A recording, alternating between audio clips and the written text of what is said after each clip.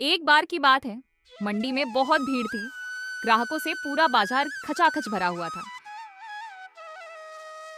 तभी रूपा एक सब्जी वाली के सामने जाकर रुक गई। रूपा, अरे बहन जी, ये आलू क्या भाव दिए? सब्जी वाली। 60 रुपए किलो है बहन। रूपा, क्या 60 रुपये किलो?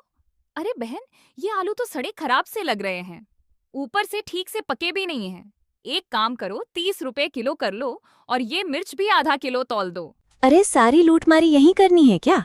60 रुपए किलो वाले आलू तुम्हें 30 रुपए में दे दूं? लेना है तो लो, वरना चलती बनो यहाँ से। पता नहीं कहाँ कहाँ से ऐसे लोग आ जाते हैं।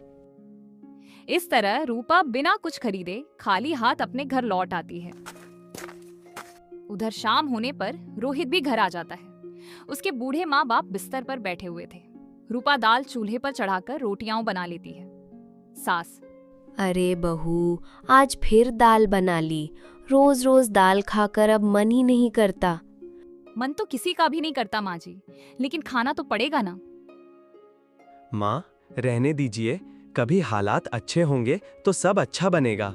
वो सब जाने दे बेटा, तू बता, तुझे आज कोई काम मिला या नहीं?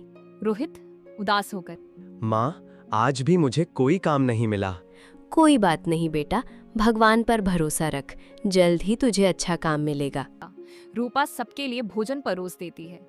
सभी खाना खाकर सो जाते हैं। अगली सुबह रोहित जल्दी ही काम की तलाश में घर से निकल जाता है। उधर रूपा चाय बनाकर अपने सास ससुर को देती है। सास, अरे बहू, ये चाय है या पानी? इसमें दूध चीनी डाली भी है या रूपा, नहीं? माँ जी, चीनी खत्म हो गई है। इस महीने दूध वाले को भी पैसे नहीं दे पाए, इसीलिए उसने दूध देना बंद कर दिया। सास, हाँ, हे भगवान, पता नहीं क्या होगा। पता नहीं रोहित को आज भी काम मिलेगा या नहीं, वरना भूखे मरने की नौबत आ जाएगी। उधर रोहित पूरे दिन काम ढूंढता रहा, लेकिन उसे कहीं भी काम नहीं मिला। धीरे धीरे रात हो गई। घर में सभी उसकी चिंता करने लगे। तभी रोहित घर लौट आया। उसके चेहरे पर साफ परेशानी दिखाई दे रही थी। क्या हुआ बेटा, इतना उदास क्यों लग रहा है? रोहित, माँ, आज भी मुझे कोई काम नहीं मिला। अरे बेटा, हिम्मत मत हार, भगवान पर भरोसा रख, तुझे जल्द ही नौकरी जरूर मिलेगी। अगले दिन सुबह रूपा बोली, अजी सुनिए, घर की सारी लकड़ियां खत्म हो चुकी हैं, जरा जंगल जाकर कुछ लकड़ियां ले आइए ना। रोहित ने रूपा की बात सुनी और कुल्हाड़ी उठाकर जंगल की ओर चल पड़ा। उसके मन में एक ही चिंता थी। हे भगवान, न नौकरी मिली, न घर में खाने का सामान बचा। अब अगर लकड़ियां भी न ले गया तो घर कैसे चलेगा? चलते चलते वह जंगल के काफी अंदर पहुंच गया। धूप तेज थी। थककर वह एक बड़े पेड़ के नीचे बैठ गया। थोड़ी देर आराम कर लेता हूँ, फिर लकड़ियां काटूंगा। तभी पास की घनी झाड़ियों से सरसर सरसर की आवाज आने लगी। रोहित घबरा गया। कौन है वहां? झाड़ियां फिर जोर से हिलने लगी। रोहित ने हिम्मत करके झाड़ियों को हटाया तो देखा कि एक लोमड़ी जमीन पर घायल पड़ी थी। बेचारी लगता है किसी शिकारी के जाल में फंस गई होगी। रोहित ने पास के तालाब से पानी लाकर उसे पिलाया। कुछ ही क्षणों बाद चमत्कार ही हो गया। रोहित हैरान रह गया।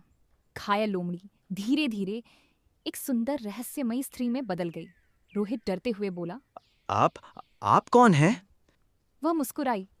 डरो मत रोहित, मैं कोई साधारण लोमड़ी नहीं हूँ। मैं जंगल की रक्षक हूँ। मैं तुम्हारी दया की परीक्षा ले रही थी और तुम उसमें सफल हुए। रोहित ने हाथ जोड़ लिए। मैंने तो सिर्फ इंसानियत का फर्ज निभाया है।